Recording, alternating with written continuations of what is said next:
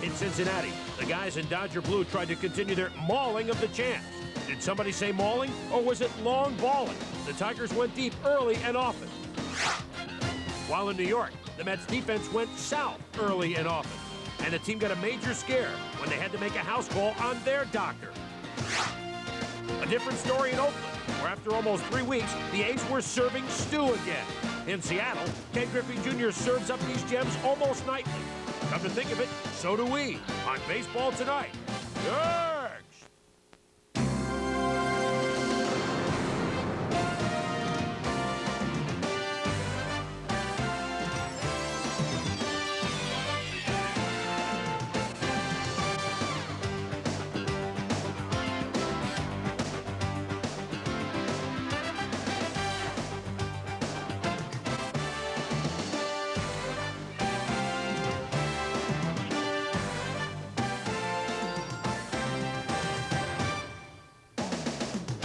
You're looking at County Stadium in Milwaukee, where tonight at 8 Eastern Time, ESPN presents live the Cleveland Indians at the Milwaukee Brewers. John Miller, Joe Morgan, ready to call the action for you 1 hour from now.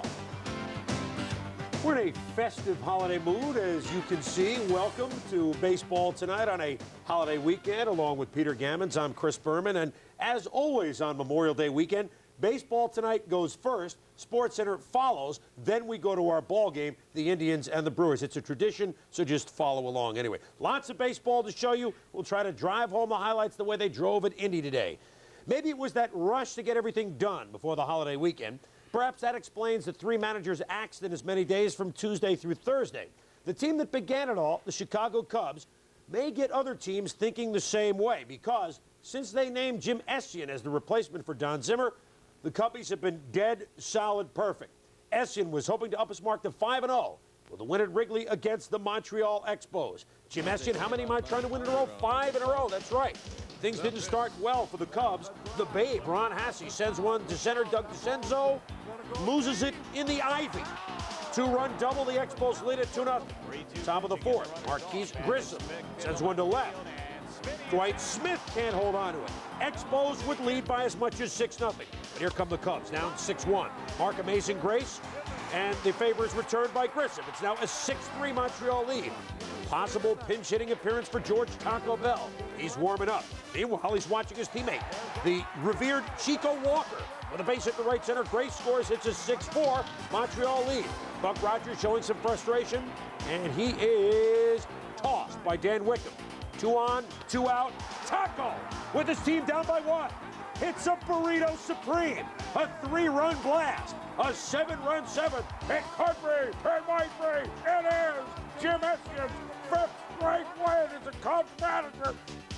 And the Cubs beat Montreal 8-6. Lancaster wins it out of the pen.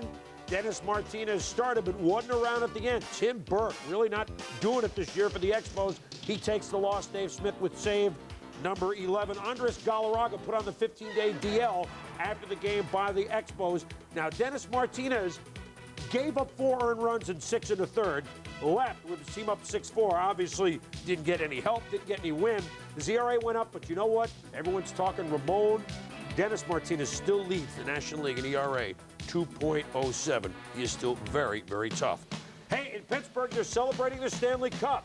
They can also celebrate the play of former Buffalo Bison, now first baseman extraordinaire, Orlando Merced. The scoop on the throw from Bonilla. And then on a Dickie Thon grounder, Bonilla scrambles.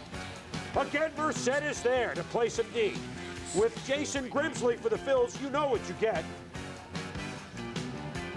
WP if you're scoring. That led to a run. Bottom of the 4th, 2 on. The Pirates leading 1-0. Jose Lean Cuisine. Dale Murphy can play it better than that. 2-run score. The Pirates lead at 3-0. Next man up is the pitcher. John Irish Eyes are smiling. The Rock up the middle. A 4-run 7th for the Pirates. They lead at 4-0. There's plenty to high step about in Pittsburgh, especially, yes, congratulations to the Penguins, and the Pirates who just swept the Phils in a 3-game series. That's 9 in a row.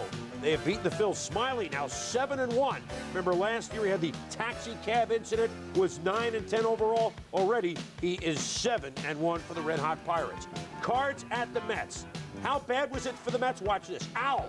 Doc Gooden off the wrist. X-rays at least negative. He shouldn't miss a start. But while Gooden was in there, he saw things like this. Lee Brooks. And then what a play by Keith Miller. The throw. Watch. He's a very so Greg Jeffries bite the nails. The Mets lose a 4-run lead. And then Mark Carray on my wayward son can't handle it. And then where is everybody? Now Keith Miller, we're going to move him. We'll bite the nails. Let's get him out of second, put him in center. Can't make the play. Guerrero comes around to score. Then in the 8th inning, again, Keith Miller in center field. Mine, yours. 10-4 Cards. With all the guys on the bases, no wonder Tom Pagnozzi went 4 for 6 with 6 RBIs. Mackie Sasser. Vince, you didn't play. That's the only thing you can be smiling about. Yeah, the Mets actually led this game 4-3 in the 6th inning. Cards with 23 hits, 14 runs. Ozzie 4 for 5, Pagnozzi 4 for 6, Guerrero 3 for 5. The Mets only charged with 2 errors. If they kept stats for muffs, they'd be charged for about 18, as you saw. 14-4. The Cards win. Chris, if I were Carpenter, up to 6-1 out of the bullpen now.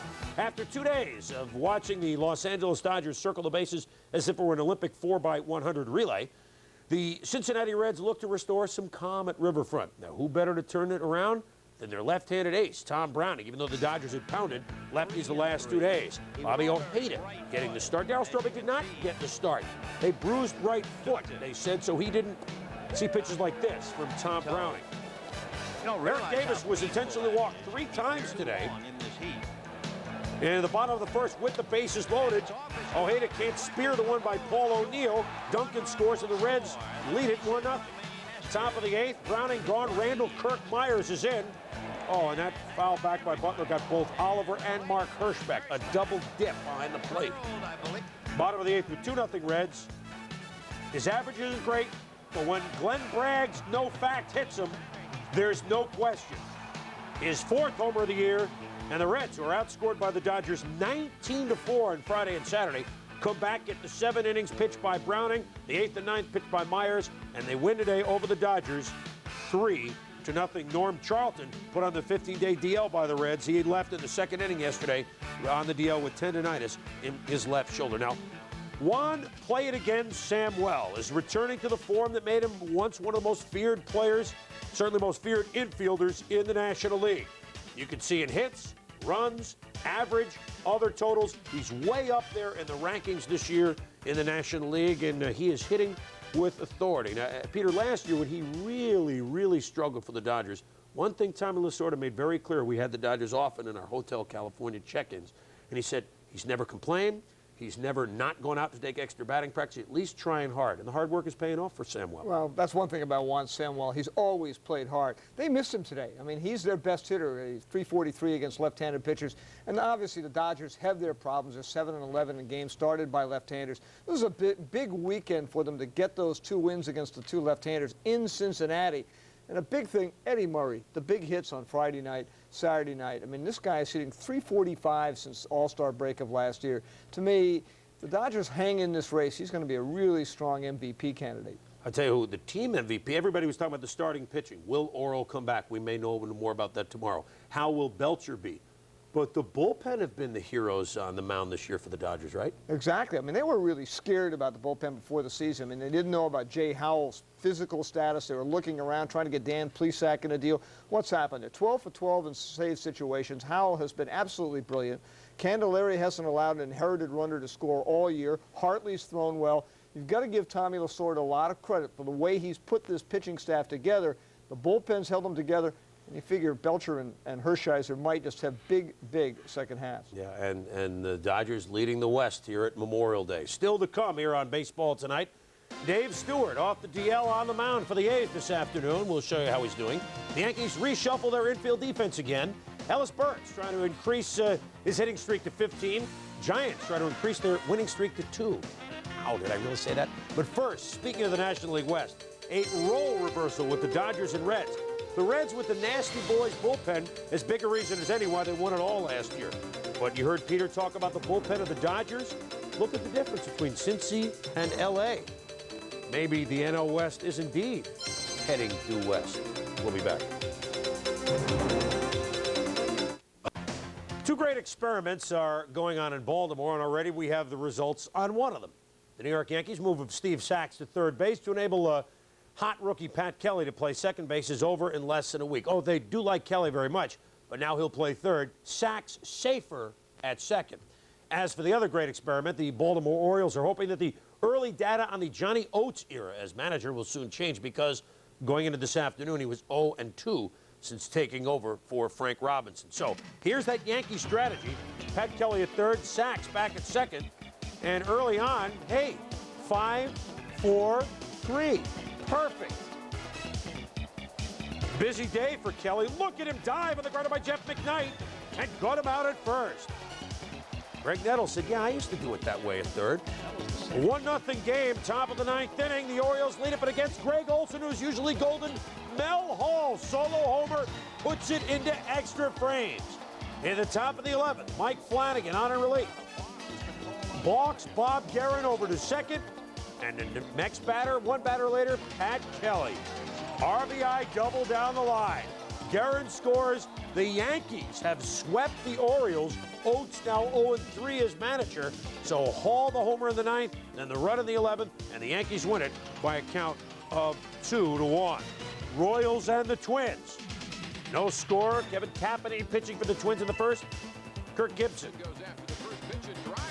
It's a gapper. It's off the plexiglass. Usually seen it at North Stars games.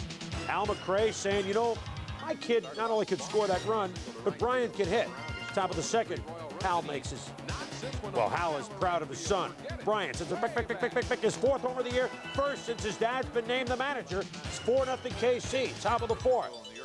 Brian McRae singles in Terry Shumpert. 5-0 Royals. Meanwhile, Brett Saberhagen, slow start, has now won 4 straight. He K's Pags there. Tappanee's lost his last 5 decisions. Kansas City beats Minnesota 5-1. So Hal McRae opening weekend 2-1 as manager. But before we forget about the Twins, you know, he doesn't get the publicity anymore that he should. But with this type of box score the other night, Thursday night against the Rangers, Kirby Puckett 6 for 7 with 5 singles and a triple. Was very close to tying the 9-inning mark for base hits by Wilbert Robinson back in the Stone Age and Rennie Stennett in 1975, Uncle Wilby. And Kirby was 1 hit shy of the record. That, of course, his game was in extra innings. The extra innings record is John Burnett with 9. From Kirby, this is the great sign. If you build it, we won't come to the new stadium in Detroit. No Field of Dreams outside of Tiger Stadium. No Field of Dreams inside for Dana field goal kicker. First inning, Lou Whitaker, 2-run shot. Cecil, a 2-run shot. Later in the first, Rob Bombardier sends a pick. 3 homers, 5-0 early Tiger lead. Every Tiger had a hit except for Inky. Luis Rivera will throw him out at first on a great stretch by Quintana, but so what? Everybody hit for the Tigers except Inky. Very few folks hit for the Red Sox. Carlos Quintana sat down there. The Tigers take 2 of 3. They win it 9-4. Ellis Burks did extend his hitting streak to 15. Giants red hot after their win last night, snapped a 7-game losing streak. How hot was it for the Giants? Well, Robbie Thompson in Atlanta, checking that sun. Now, he battles the very tough winds at Candlestick Park when it comes to just sun. Robbie can't find the pop-up by Lonnie Liston-Smith. Now Thompson attempts the squeeze bunt with Bud Black at third. Blauser makes the play. They double him up. This has been going on for the Giants all year. Charlie Leibrandt. The pitch is past Mike Heath. So Willie McGee's going to try and score, but he's out. But guess what? The Giants, despite these mishaps, win because Bud Black has been the savior. Bud paints it black with the 2 RBI single. The 5-run 6, that was the big blow. The Giants have won 2 in a row as they've crept to within 15 of the 500 mark. They beat Atlanta by a count of 10-6. Bud Black underpaid. Everybody said they paid him too much. He's been the savior. Padres at the Astros. Bottom of the first, Eddie Whitson has a 1-run lead against the Astros. Luis Gonzalez says what way back to right. Is this gone? Well, we'll see. Padres manager Greg Riddock says no way. That hit the line. The fans even seem to agree. So the umpires talk it over, and they say a ground rule double. Oberkfell is allowed to score, though. So we're tied at 1. But in the bottom of the third, Gonzalez gets it right. This is your basic no-doubter. The solo shot is gone. Gonzalez 3 for 5, drove in 3 runs, and with 11 other runs just like that, the Astros going to bomb the Padres 13-3. Still to come, we will go out west and talk the hottest guns in the West, or East, North, and South, for that matter, the Texas Rangers. In case you missed it, we'll show you the latest scintillating snare by Ken Griffey Jr., and we'll check out Dave Stewart of the A's, Mark Langston pitching for the Angels. But first, a little-known fact.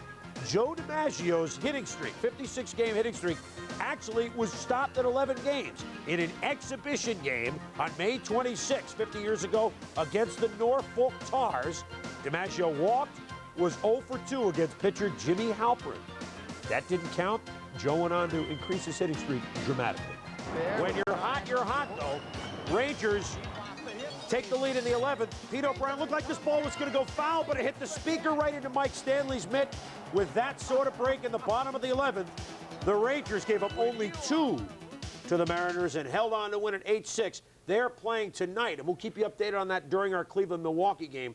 Texas tries to put their 12-game winning streak on the line at Seattle. That's a night game. Ken Griffey Jr. got hurt on that play. Played all last night, Peter, but is not in the starting lineup tonight. Now, the Rangers, best record in baseball, first place AL West, 12-game winning streak. But, you know, the start of the year, people said if they don't win, Bobby Valentine's gone. How have they put it together this well? Well, a lot of it has to do with Bobby Valentine. 2 years ago, when they made the trade for Julio Franco, Valentine said, you know, we've got to get a team that stops striking out so much and puts the ball in play. Well, you know, it didn't really work for a while. It didn't function for 2 years. This spring, he really laid down the law and said, okay, we're going to do it my way or goodbye. Well, Pete Incaviglia didn't want to do it their way. He's gone. But now you see what they've done. They've had this winning streak with only 2 wins out of Ryan, Witt, and Kevin Brown combined. And they've been beating people like Holman and Clemens and Bolton and Scott Erickson. The big thing, the 2 guys, Ruben Sierra is playing like the best player in the league next to David Henderson. He and Gonzalez have the best 1-2 punch of any combination. The whole lineup down the line, they're hitting and running like crazy. They've been bunting like crazy. It's really rubbed off on a guy like Steve Buechele, who's had 6 homers in his last 8 games, is able to play his game. It's a very exciting offensive team. And that West may go down to the wire with 3 or 4 teams, that's for sure. The Rangers, so they'll put that 12-game streak on the line. Keep you updated tonight from our Cleveland-Milwaukee game. That is coming up at the top of the hour. And speaking of which, that is at 8 Eastern time tonight. John Miller, Joe Morgan will have the call as always. For a preview, let's zip on out to John now. John? Thank you, Chris. And as you can see, it's a beautiful night at County Stadium. They'd had rain here yesterday and on through the morning and the afternoon. But right now, it's perfect as the Milwaukee Brewers prepare to meet the Cleveland Indians. Hello, everyone. John Miller at County Stadium. Tonight, ESPN Sunday Night Baseball. We'll get a close-up look at these Milwaukee Brewers who have been using Dan Plesac in a different way. He'd been anchoring that bullpen as the closer, but so far this year, he's had just 1 save opportunity. I still think that Danny Plesac is going to get a lot of save opportunities. I think Julio Machado is going to get save opportunities. Chuck Krim's going to get them. Darren Holmes, we've really shared the ball out there. We're leading the league in relief appearances, and I want a 1 for all for 1. Save this inning. If it's the 9th, the rule book says it's more important than the 7th, but let's save every inning we can and let's cut damages at all costs. All right, now here with me is Joe Morgan. And Joe, what say you about Treblehorn's plans for Plesac? Well, if he had the Dan Plesac of 3 years ago, I don't think he'd be feeling he'd need a bullpen by committee. Dan Plesac of 3 years ago was one of the best relief pitchers in all of baseball. I think you have to have a stopper if you're going to contend in any division in Major League Baseball now. Now, speaking of stoppers, the Cleveland Indians have had a great one the last few years, Doug Jones, but he blew a couple on a recent West Coast trip, and I mean blew them big time. He got hammered and was not even used as a closer for a few weeks until yesterday, and then he blew a save yesterday. Well, I think Doug Jones' problem has been that the Cleveland Indians have not played very well, so he has not had a consistent number of opportunities to save a ball game. You give him a consistent number of opportunities to save games, and he will get in the groove. If they start playing better, he will get in the groove, and Doug Jones is one of the best relief pitchers in all of baseball. All right, and now for the Milwaukee Brewers, another key ingredient, that strong left-hander in the rotation, the ace of the staff, Teddy Guerra, and he has not even had so much as 1 inning in the big leagues this year. Well, Higuera's been in rehab in the minor leagues. He pitched the other day. He pitched 5 innings. He got off to a very shaky start. He walked 3 guys in the first inning, and then he settled down. But all of a sudden, I think if he feels like he's ready to come back, they're going to have to bring him back to the major leagues. All right, Joe, so we've got the Milwaukee Brewers and the Cleveland Indians. Bill Wegman will pitch for Milwaukee, and the ace of the Indians will be going, Greg Swindell. All right, here's a look at who's hot and the dreaded who's not list.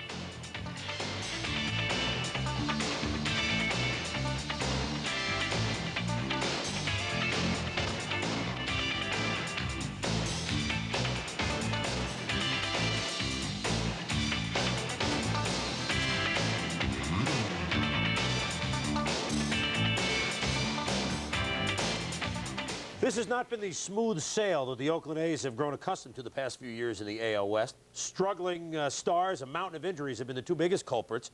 Mound Ace Dave Stewart has succumbed to both, sporting an un-Stu-like ERA of over 5.5, and today at home against Chicago, making his first start in almost 3 weeks. So here is back to the Stu studio for Dave Stewart. And he gives up a single to Major Lance Johnson, scoring Tim Raines. The White Sox lead 1-0. He's in trouble in the second.